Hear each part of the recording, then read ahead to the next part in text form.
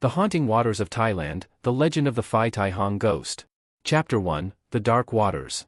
In the heart of Thailand, where lush greenery meets the whispering waters of tranquil canals, a chilling tale has flowed through the generations. The Phi Tai ghost, a spirit born from the violent and unexpected deaths of young women, is said to haunt these waters. This is not just a story, it is a warning, a revered part of Thai folklore that sends shivers down the spines of those who dare to enter the depths of the canal. The village of Ban Klong, nestled beside a winding canal, had its share of beauty and tranquility. Fishermen cast their nets in the early dawn, and the air was filled with the sweet scent of jasmine and fried fish.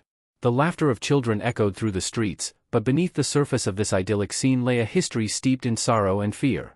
For years, the locals spoke in hushed tones about the Phi Tai Hong, a ghost believed to be the spirit of a woman who had met a tragic end. They recounted tales of young girls who had drowned in the canal, their lives cut short by unexpected accidents or foul play. As the sun set and darkness enveloped the village, the stories took on a life of their own, weaving a tapestry of dread that hung over Ban Klong like a thick fog. Chapter 2, The Legend Unfolds. The legend of the Phi Tai Hong took root in the hearts of the villagers, especially among the fishermen who relied on the canal for their livelihoods.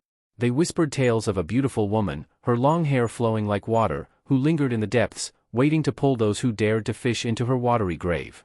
According to the stories, the Phi Tai Hong was a vengeful spirit, forever trapped between the worlds of the living and the dead. Those who died violently or unexpectedly were said to become Phi, or ghosts, and the Phi Tai Hong was one of the most feared. The tales described her as a lithe figure, her translucent form gliding through the water, her eyes filled with sorrow and rage. Fishermen would gather at the local market, sharing tales of their encounters with the ghost. Some claimed they had heard her mournful cries echoing through the night, while others spoke of shadows lurking just beneath the surface of the water. As the sun dipped below the horizon, the fishermen would often refuse to cast their nets, fearing that the Phi Tai Hong would drag them under, never to be seen again. Chapter 3, The Fisherman's Tale. Among the fishermen, there was one man, Somchai, whose life had been deeply intertwined with the mystery of the Phi Tai Hong. Somchai had grown up listening to the stories, and he had always been fascinated by the ghost. Although he respected the tales, he had never believed in them, until one fateful night. It was a warm evening, and Somchai set out to fish, determined to catch enough for his family. The moon cast a silvery glow over the water, and the air was thick with the sounds of chirping crickets. As he navigated his small boat along the canal, he felt a sense of calm wash over him, the water lapping gently against the hull. But as he cast his net into the depths, a chill swept through the air. Somchai felt a sudden weight in the water, as if something was pulling against the net. His heart raced as he struggled to reel it in, a deep sense of foreboding creeping over him. When he finally pulled the net aboard, he was shocked to find it empty. Confused, he looked around, searching for any sign of movement in the water. That was when he saw her, a figure gliding just beneath the surface. Chapter 4, The Encounter. Somchai's breath caught in his throat as he stared at the apparition. The figure was mesmerizing, her long hair flowing like liquid silk. She seemed to be beckoning him, her eyes filled with a mix of sadness and longing. "Who are you?" he whispered, his voice barely audible over the sound of the water. The figure paused, and for a moment, it felt as though time had stopped. "I am the Phi Tai Hong," she replied, her voice echoing through the stillness. "I am trapped here, lost to the world. I seek justice for my pain." Somchai's heart raced as he realized the gravity of the situation. The stories he had heard as a child suddenly felt all too real. "What happened to you?" he asked, the weight of her sorrow palpable. "I was betrayed," she replied, her voice tinged with grief. "I drowned in these waters, taken by those I trusted. My spirit lingers here, seeking revenge on those who wronged me." Chapter 5, A Plea for Help. As the Phi Tai Hong spoke, Somchai felt a mix of fear and compassion. He understood the pain of loss and betrayal, and for the first time, he saw her not as a vengeful spirit but as a woman seeking closure. "What can I do to help you?" he asked, his voice steadying. "You must tell my story," she urged, her eyes pleading. "You must warn others of the danger that lurks in these waters. Only then will I find peace." Somchai nodded, determination flooding his heart. "I will share your story. I will make sure no one forgets you." With a final, lingering look, the Phi Tai Hong vanished beneath the surface, leaving Somchai alone on the water.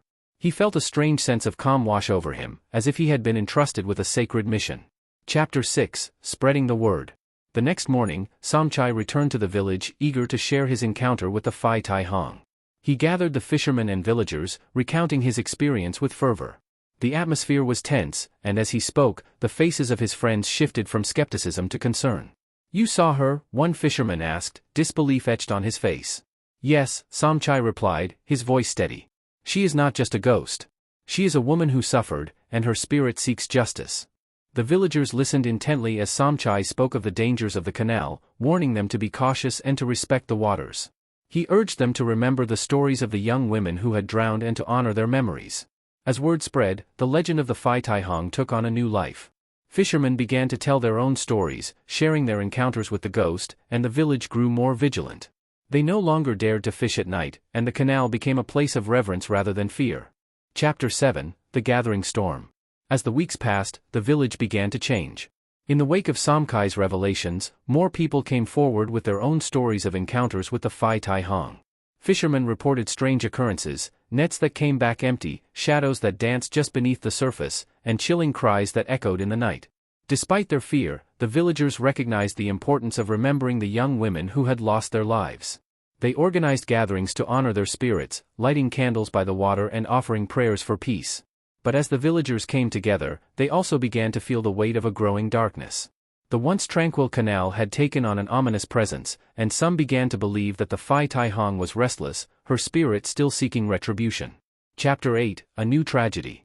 One fateful evening, as storms brewed on the horizon, a tragic event unfolded that would shake the village to its core. A group of young women, emboldened by the tales of the Phi Tai decided to venture to the canal to confront their fears. They laughed and joked, dismissing the stories as mere folklore. But as the storm clouds gathered and the wind howled, the atmosphere shifted. The girls waded into the water, splashing and playing, their laughter ringing through the air. It was a moment of innocence, but it would soon turn to tragedy. Suddenly, the girls began to struggle in the water, their laughter turning to screams as they found themselves pulled beneath the surface. The villagers, alerted by the commotion, rushed to the canal, but it was too late. The waters, once a source of life, had claimed their innocence. Chapter 9: The Reckoning. The village was plunged into mourning. The loss of the young women sent shockwaves through the community, and the atmosphere grew heavy with guilt and sorrow.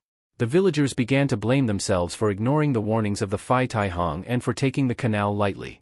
Somchai, devastated by the tragedy, felt the weight of responsibility on his shoulders. He had shared the story of the Phi Tai but it had not been enough. The spirits' cries for justice had gone unheeded, and now the village was paying the price. In the days that followed, the villagers gathered by the canal, lighting candles in memory of the lost girls. They prayed for their souls and for the spirit of the Phi Tai hoping to appease her wrath and find solace in their grief. Chapter 10: A Final Plea. As the candles flickered in the darkness, Somchai felt a presence beside him. He turned to find the Phi Tai standing at the water's edge, her ethereal form glowing with a soft light. "Your pain is my pain," she said, her voice filled with sorrow. "But you must understand that my spirit will remain restless until justice is served." Somchai nodded, tears streaming down his face. "I will not let your story fade away. I will make sure the village remembers the women we have lost." With a gentle nod, the Phi Tai faded into the night, leaving Somchai with a renewed sense of purpose. He would not allow the tragedy to be forgotten. He would ensure that the stories of the young women who had drowned would live on, a reminder of the importance of honoring the past. Chapter 11: A Legacy of Remembrance. In the months that followed, the village of Ban Klong transformed. The community came together, organizing memorials for the young women who had drowned. They created a shrine by the canal, adorned with flowers and candles, a place of reverence for the spirits of the lost. Somchai took it upon himself to educate the younger generation about the dangers of the canal and the importance of respecting the waters. He shared the stories of the Phi Tai not just as a ghost but as a symbol of the pain and loss that could haunt a community. The village began to embrace its history, and the stories of the Phi Tai became a part of their identity. They spoke of the ghost not with fear, but with compassion, recognizing her as a guardian of the waters, a protector of those who had lost their lives. Chapter 12: The Enduring Spirit. As time passed, the legend of the Phi Tai continued to thrive, a tale woven into the fabric of the village. The canal, once a source of fear, became a place of reflection and remembrance. Fishermen cast their nets with respect, and the community honored the spirits that lingered in the waters. Somchai became a storyteller, sharing the legend of the Phi Tai with visitors and new residents. He spoke of the importance of remembering the past and honoring those who had come before. The ghost was no longer something to fear, she was a symbol of resilience, a reminder of the love and loss that shaped their lives. In the heart of Ban Klong, the legacy of the Phi Tai Hong lived on, an enduring spirit that echoed through the ages, a testament to the power of remembrance, compassion, and the unbreakable bond between the living and the dead. The waters of the canal, once haunted by sorrow, now flowed with the memories of those who had come before, a reminder that even in death, love could endure. The Phi Tai Hong, a spirit of the past, found peace in the hearts of those who chose to remember, forever bound to the waters of Thailand.